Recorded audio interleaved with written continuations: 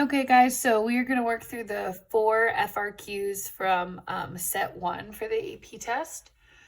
So for the first question, and let me also say, like, it would be best for you to try this question yourself. Then at the end, check it with the key, see if you got it right. If you didn't, go to the video and have it explain it to you, right? Especially if you're taking the AP test. Just watching me do the question is not as effective as you actually like giving it a shot yourself and then seeing how you do. Okay.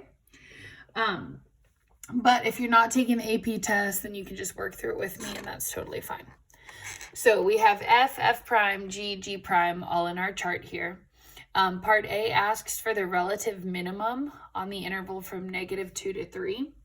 So if I want F to have a relative minimum, then I need F prime to change from negative to positive. So I'm going to look at my F prime row, and I can see that it's negative, then it goes to 0, then it goes to negative, then it goes to 0, then it goes to positive. That means that this is where my relative minimum occurs. So for part A, I'm going to put relative minimum at x equals 1 because f prime of x changes from negative to positive. Okay, that's all you have to do. Remember, for explanations and stuff like that or justify, you want to write in complete sentences. Okay. Part B says, explain why there must be a value so that f double prime equals 0. Okay, so here's what I would think about for that.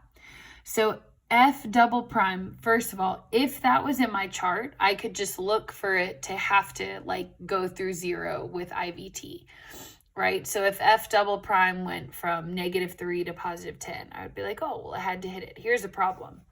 In my chart, I only have f and f prime. I don't have f double prime in there at all.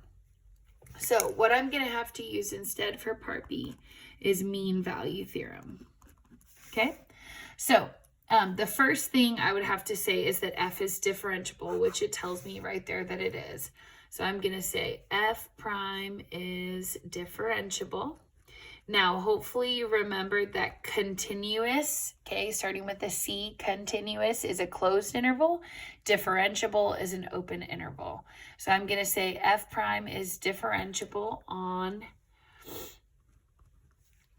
-1 to 1. Okay, and then actually, I'm not going to use mean value theorem. Here's why. Let me back up for a second. So mean value theorem says that whatever the derivative is, it has to equal the average rate of change. But think about, I want f double prime to be 0. So I'm going to use roles. Okay, but remember that roles and mean value theorem are kind of the same thing. So you could really call it either one. It doesn't really matter. Okay, but what Rolle's theorem says is that if your y values are the same, then your slope has to go flat. So think about, if I'm looking at my f prime graph here, I go from 0 to 0. Because these match, what's the only way that I can go from 0 to 0? It would be if my graph turned around. So I would say f prime is differentiable on -1 to 1 and f prime of 0 equals, oh wait, hold on, f prime of -1 equals f prime of +1. And so because these are the same, they're both equal to 0.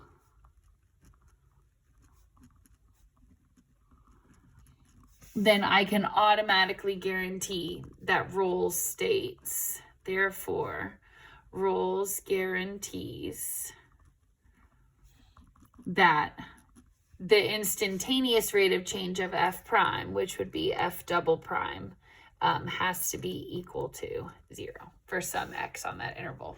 Now, keep in mind that if these were both equal to 7, it would be the exact same conclusion. If your y values go from 1 back to the exact same number, there are only 2 ways for it to turn.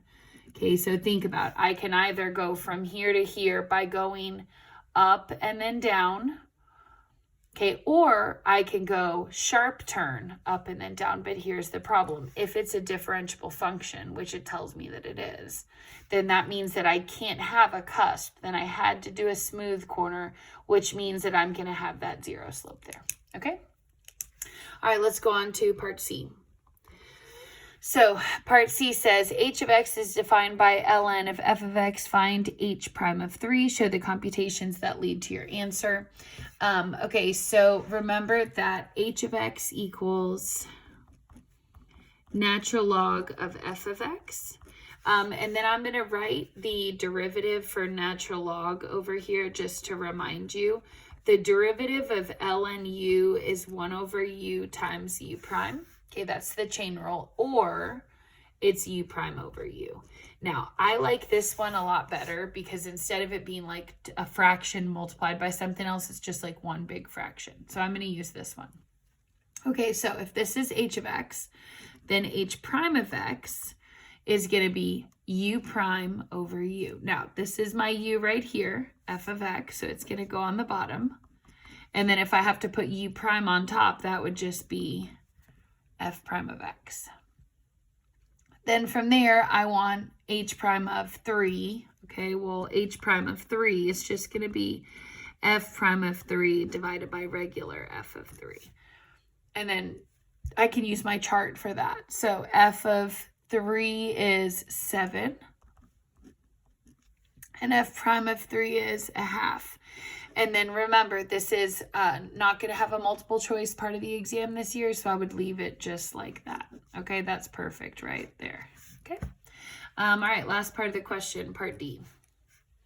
Says evaluate the integral from -2 to 3 of f prime of g of x times g prime of x dx.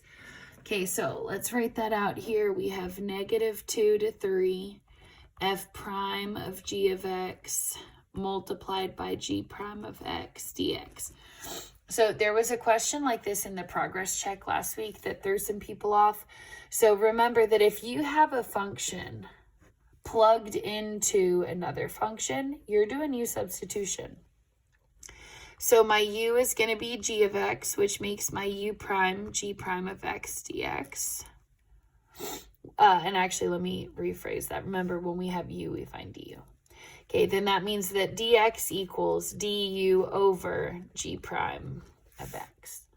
So now I'm going to come over here and I'm going to rewrite my integral. So it's the integral of f prime of u, g prime of x, and then my dx is now a du over g prime of x. Hopefully you can see that these g primes are going to cross out.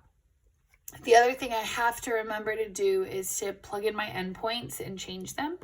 So my original endpoint was a 3. Remember that I'm going to plug that in here. So if u is a 3, then I need to know g of 3. And to do that, I can use my chart. So g of 3, if I come up here to the top, looks like g of 3 is 1 from my chart. So my new upper endpoint is a 1. Then I'm going to take -2 from the bottom was my lower bound. I need g of -2 because remember, you're always plugging into your u. So -2 is here. G is -1.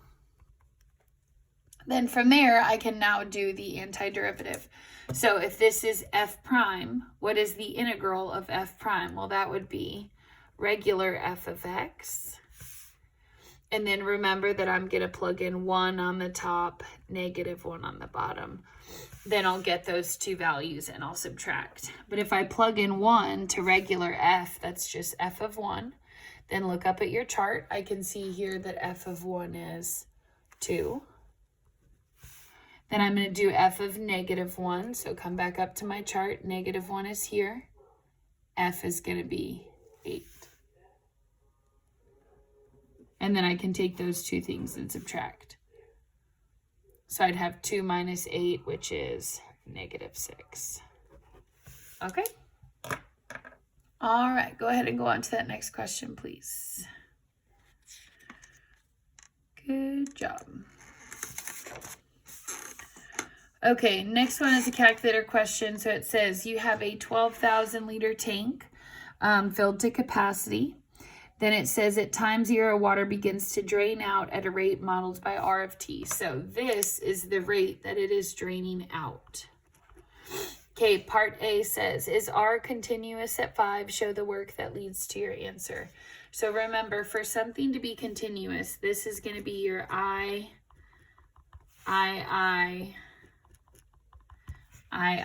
Now, since you don't have to really memorize anything, you can keep all your study sheets out when you take the AP test this year. So that's definitely something to think about. So first thing I need to do to find if it's continuous is find what R of 5 would be. So I'm looking at my endpoints. This one includes 5 on the inequality. So I'm going to do 600. Let me see if you can see that. Okay, I'm going to do 600 times 5 divided by 5 plus 3. Okay, so you can see hopefully how I typed that in there. I'm just literally plugging in 5 to the top. So I got 375. Now notice that since it's the top is also going to be the limit of R of t, limit of R of t as t approaches 5 from the left. But remember that I also need to check the limit as t approaches 5 from the right of R of t. So instead of plugging in my number on the top, I'm going to plug it in down here on the bottom. So I'm going to have 1,000 e to the power of, then I'm going to have negative 0.2 multiplied by 5, just like that. 1,000 e to the negative 0.2 multiplied by 5. Okay, from that side, I get 367.8794. 367.8794. Okay, now think about these limits were supposed to come out the same. If my left side is 375, but my right side is 367, that means, therefore, not continuous. Okay, I don't even move on to the second part or the third part of that definition because my second part didn't clear out.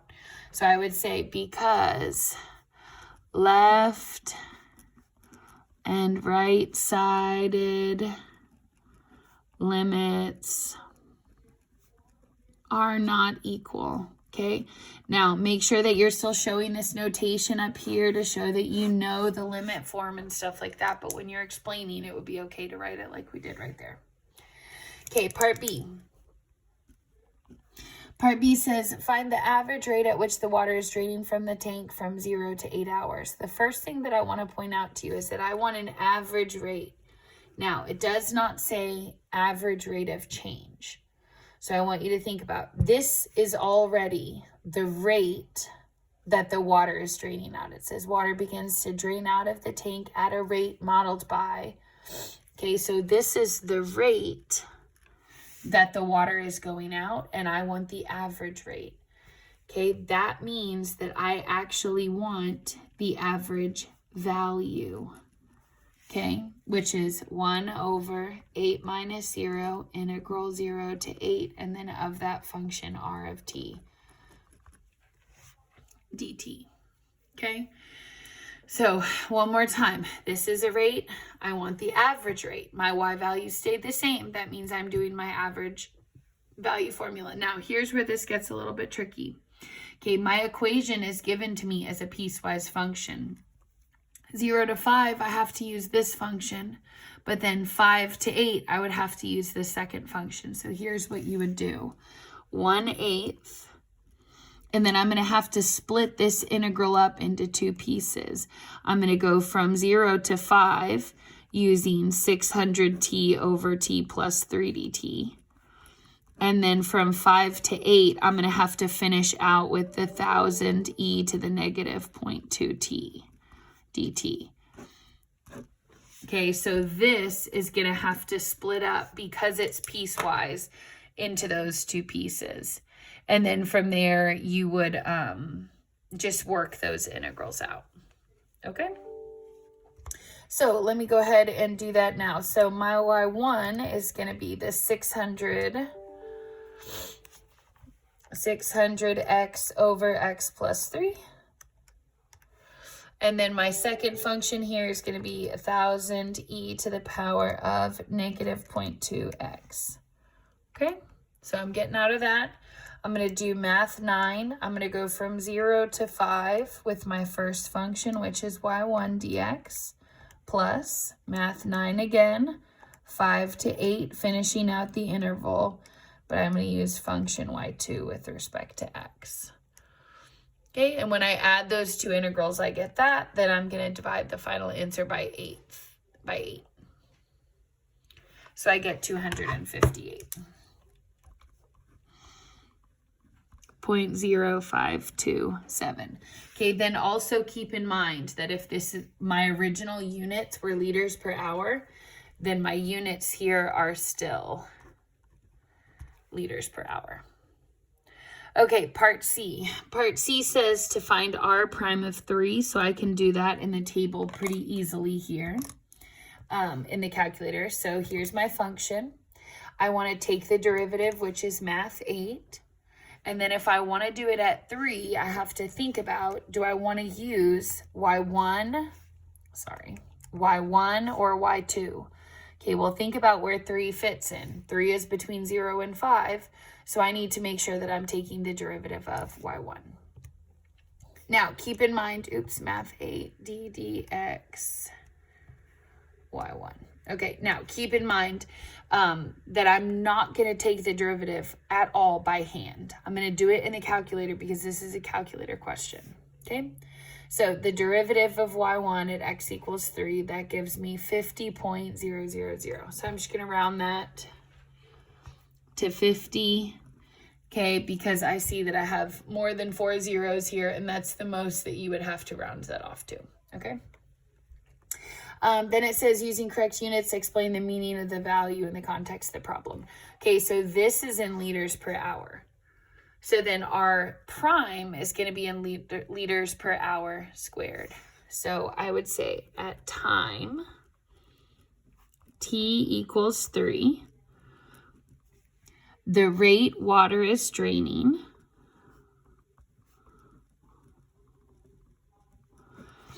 okay, which is what I took the slope of.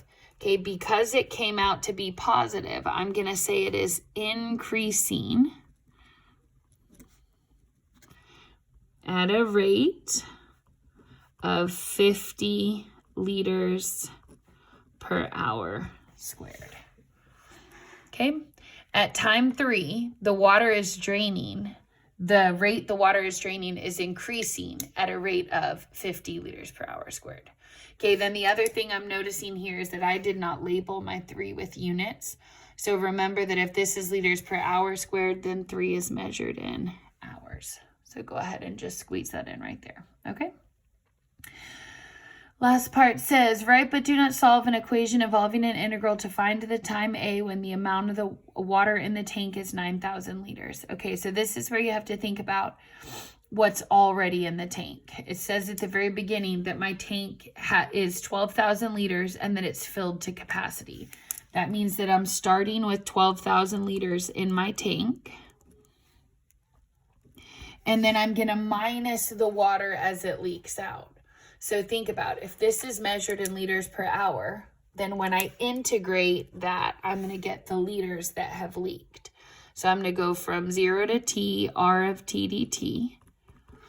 And then how much water do I want to have left in the tank? So I'm starting with 12,000. I'm minusing the number of liters that have leaked out. And then it says I want to know the amount when the water in the tank is 9,000. Then I want that to be equal to 9,000. Now, one other detail here that I'm noticing after I've written this is they're not telling me to use t. It says, write but do not solve an integral involving, an equation involving an integral to find the time A. So they want my specific time when I hit 9,000 to be A. That means that this up here needs to be an A, okay, instead of a T. And notice it says don't solve, so we're done. Okay, next one. All right, so my printer kind of cut off the top line of this third question, so I kind of penciled it in below that. You can see it. It says, consider the differential equation dy dx equals 3 minus y cosine x. Okay, then it says there's a particular solution with this initial condition. Then it says a portion of the slope field is given below. Sketch this solution curve through the point 0, 1.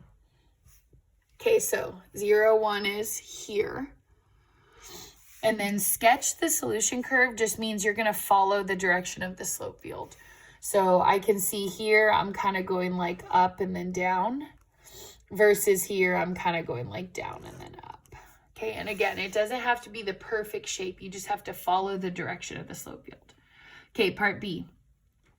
Write an equation for the line tangent to the solution curve at point A through 0, 1. Use the equation to approximate f of point 2. Okay, so equation of a tangent line, I need two things. I need a point and a slope. Notice that they gave me the point 0, 1, so I already have that. So then all that I need from there is the slope. So I know that that's what dy dx stands for, is the slope. So I'm going to find dy dx at the point 0, 1, which is going to be 3 minus y, which is 3 minus 1, and then times the cosine of x, which is 0. Okay, well, cosine of 0 is 1. 3 minus 1 is 2. So 2 times 1 means my slope is 2. So write an equation for the tangent line. Sure, I can do that. Y minus 1. Slope is a 2. X minus 0. And then it says use the equation that I just wrote to approximate f of 0.2. Well, then I have to take 0.2 and I have to plug it in right there. So I'd have y minus 1, let me do it over here to the side, 2 times 0.2 minus 0 is just 0.2. And then see my little minus 1 here? I can just add that across to the other side. So I would say y equals 2 times 0.2 is 0.4 plus 1. Okay, which is 1.4. Now, keep in mind, it doesn't matter if you want to even leave it as this. 2 times 0.2 plus 1, you could leave it like that. You could leave it like this, or you could go ahead and write it at as 1.4. Okay, but if you're not really comfortable with those decimals, I'd recommend you just leave it like this. Okay, that's totally fine. All right, last part of the question, part D. We want a particular solution. Okay, so hopefully you guys remember that a particular solution, when your y's and x's are all together, means your first step is going to be to separate. Okay, so I have dy dx equals 3 minus y multiplied by cosine x. That means this guy's going to have to move, and then dy dx is going to have to move. So my 1 over 3 minus y is going to be on the left, dy. Cosine x is chilling, dx is going to stay on the right side. Okay, then I want to integrate both sides. Notice that the cosine x side is going to be super easy. The other side's going to need a little bit of u sub, okay, which hopefully we all remember how to do. I'm going to do the u sub side first. So if u is 3 minus y, that's what's on the bottom. That means that du is the derivative of 3 minus y. So the derivative of 3 is 0. Derivative of negative y is negative dy. Okay? Then from there, I would say, okay, well then dy equals du over negative 1. Okay? So the derivative of negative y is negative 1 dy. And then I would divide that to the bottom over here. So this integral is now the integral of 1 over u du over negative 1. And remember, dividing by negative 1 is just going to change that sign in the front to be negative. Okay, antiderivative of negative 1 over u is negative ln absolute value u. And then I would change that back to be my original 3 minus y. Okay, other side.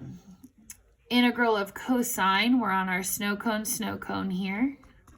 Okay, so if I'm on cosine and I go up, that puts me at sine x. Don't forget plus c. And then I can carry that down to here, sine x plus c. Okay, this negative is a problem. I cannot e both sides with that in the way. So I'm going to multiply everything by -1. That makes my ln of 3 minus y positive again.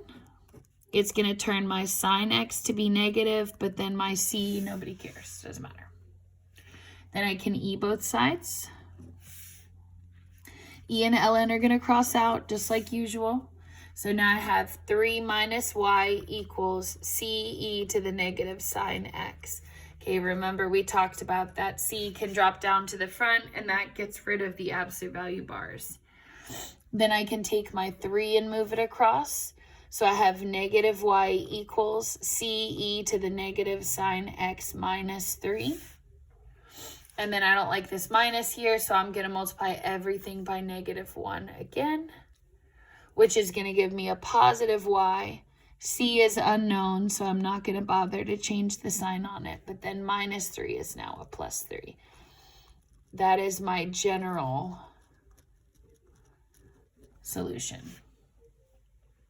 Okay, then my last step would be to take my ordered pair, f of 0 equals 1, plug that in, and then solve for c. So 1 is the answer when I plug in 0. Okay, because it tells me f of 0, so that's my x value. Oops. That's my x value equals 1. So I would have 1 equals ce to the negative sine of 0. Well, sine of 0 is 0. And then e to the 0 is 1. So that means really I have 1 equals c plus 3. Then I can minus that 3 across, and I see that c is going to be -2. And now I can write my equation of my particular solution. So it'd be y equals ce, so that's -2e to the negative sine x, and then plus 3. Okay. All right, one question left. Go ahead and turn the page for me, please. The last question.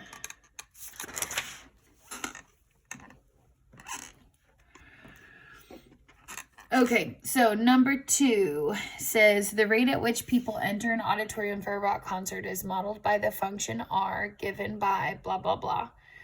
Okay, and then it says it's for 0 to 2 hours. Okay, then it says it's in people per hour. So that's the rate that people are going into the auditorium. Then it says no one is in the auditorium at time 0 and the doors open. The doors close and the concert begins at time 2. How many people are in the auditorium when the concert begins? Okay, so let's think about it. It says no one is in the auditorium at time 0. And then from 0 to 2, people are coming into the equation or into the auditorium. This is in people per hour. So the first thing that I'm going to do is I'm going to type that into my y equals. So 1380x up to the power of 2 minus 675x up to the power of 3. This is people per hour. I want to know how many people. That means I'm doing an antiderivative, math 9. I'm going to go from time 0 to time 2.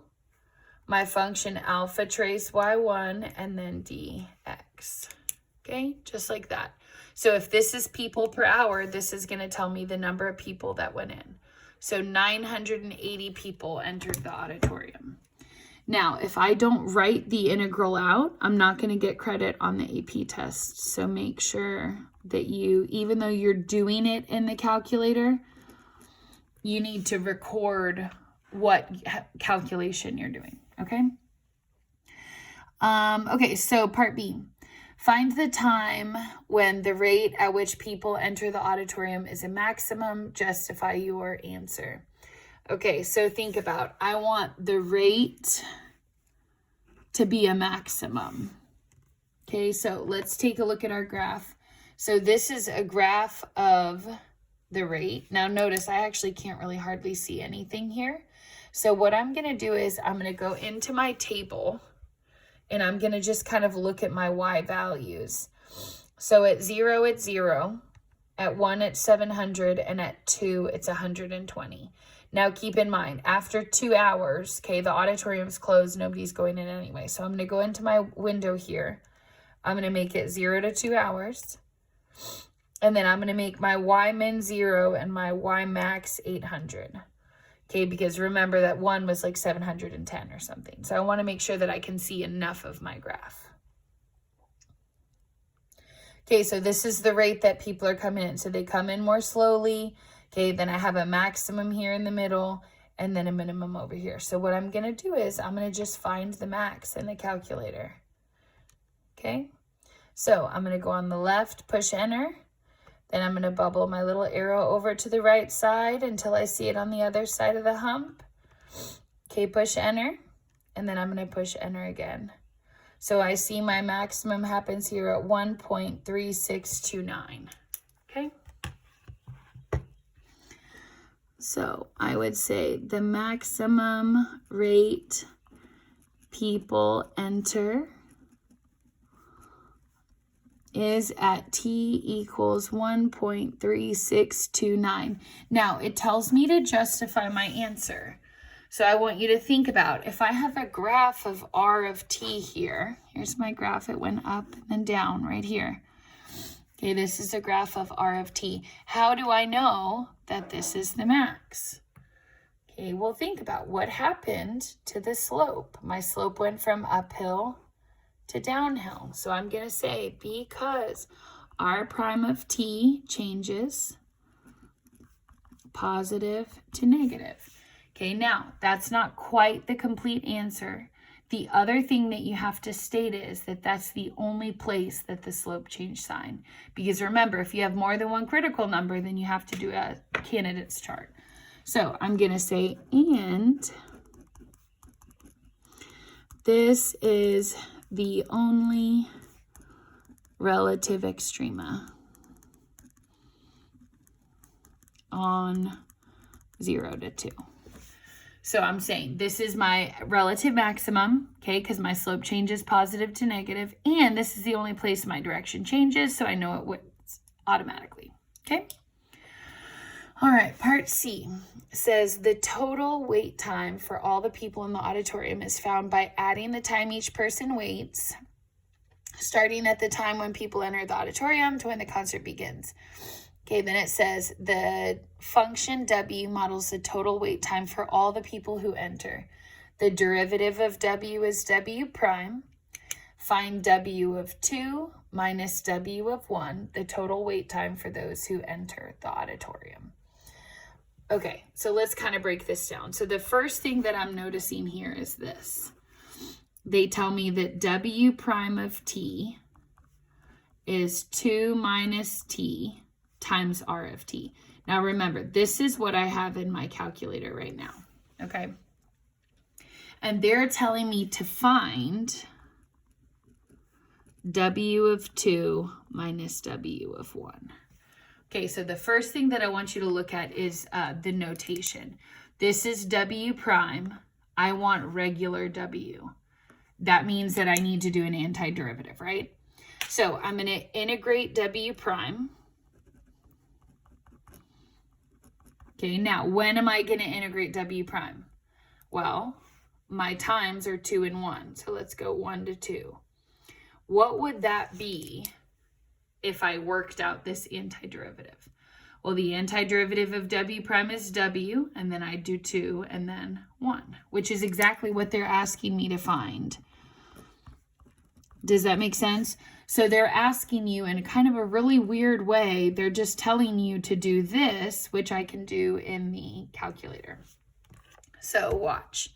I'm going to do math 9 from 1 to 2. And then I have to do the integral of W prime, but that's just this. 2 minus T, which in my case is 2 minus X, and then multiplied by my function Y1. Okay, so just take a look at that for a second. So I'm integrating my W prime, which they gave me. And then actually I made a mistake typing that in. That should be a 1 to 2. So I'm going to fix that before I push enter. Okay, so it comes out to be 387.5.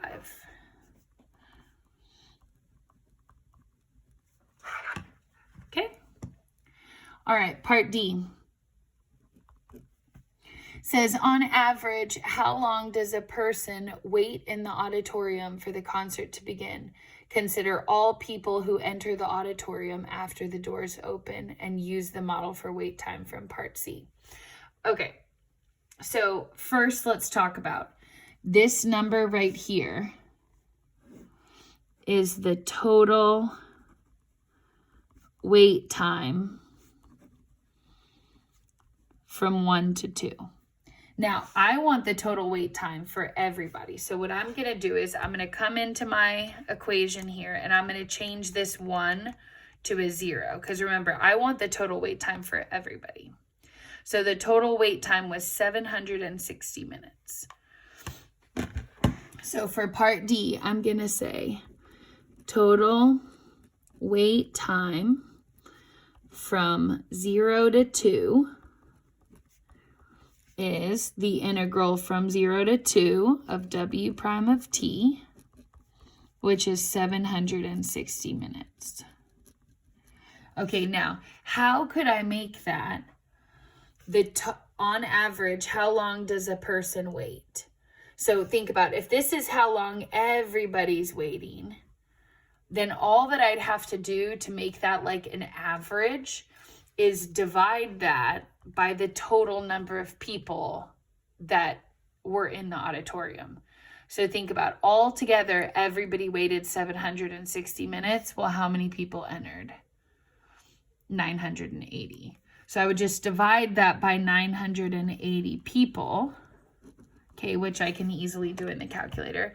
760 divided by 980 is 0.7755. So then I would say that would be 0.7755. And then that would be, okay, now I made a little mistake here. This shouldn't be minutes. What am I measuring time in? It should be hours. Okay, so 760 hours is a lot of time. Okay, but you have 980 people that are all combining their wait times. So my average would be 0.7755 hours per minute. Okay, and then if you wanted to, not per minute, sorry, per person. Okay, so you're taking the total number of hours that everybody waited, and then you're dividing it by the number of people that waited that amount of time. Okay? And that just kind of comes down to, do you know what an average is? If I take the total amount of money we all have and divide by how many of us there are, that would say how much money per person the average person has. So that's just what an average is. Okay? All right, good job.